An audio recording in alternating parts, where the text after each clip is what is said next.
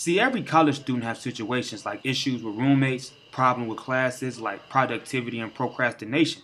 But there's also a debate that video gaming is also a problem. Although gaming addiction is not yet officially recognized as a disorder, there is increasing evidence that people of all ages, especially teens and preteens, are facing very real, sometimes severe consequences associated with compulsive use of video and computer games. My past situation started out when I was a young lad, around 5 to 6, 7 years old, and my parents needed a distraction for me. So they got me a Game Boy for one of my Christmas presents, and I got Pokemon with it.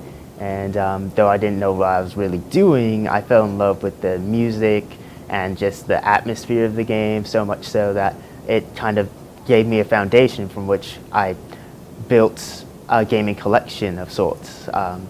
As we go on throughout my life, around 10 to 11 years old, I had actually built up quite a gaming collection on a PlayStation 1, a PlayStation 2. I was playing Spyro, Crash Bandicoot. I was starting to develop my favorite genre, what I liked to play, what I didn't like to play. I'm not a big sports game fan, but fantasy games always caught my fancy.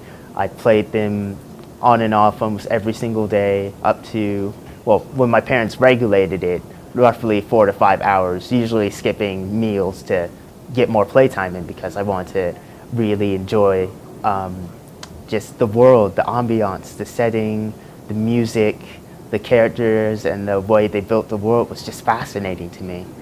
I feel like I have a gaming addiction. It's just 2K, Madden, Call of Duty, Halo. It's like life. You know what I mean? Like those games like define like me. You know what I mean? Like if I'm mad and I feel like killing some stuff, I'm about to play Call of Duty, I'm about to play Halo.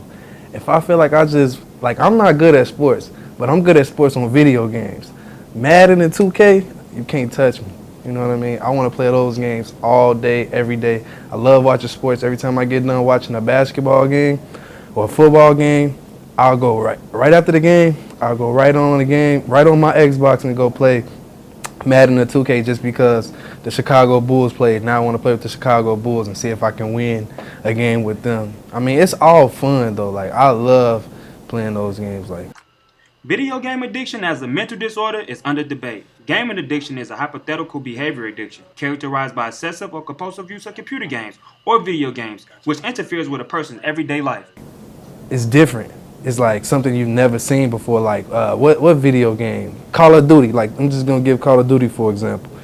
The story mode on that is like crazy. Like they have like these flying suits and stuff, and like people jumping through the air, shooting people with guns, and like you don't see that stuff happening in real life. You only see that type of stuff happening on movies and video games.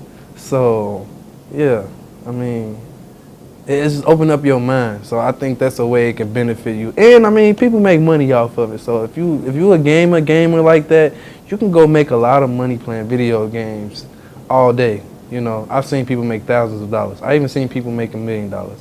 Video game addiction is a growing problem, especially on college campuses. It may be legal, common, accepted, and culturally approved, but it can be life-altering for many. I just started losing a lot of steam, a lot of motivation, and without my parents or anyone else there, a responsible figure to be like, Ryan, it's time to stop playing this game. Some days I just didn't want to go to class, and so I just stay in and play for up to 20 hours straight because I was depressed and I didn't know what to think, and I go out on long walks at night and then just come back to a video game world, the one place where I could feel like I was doing anything right.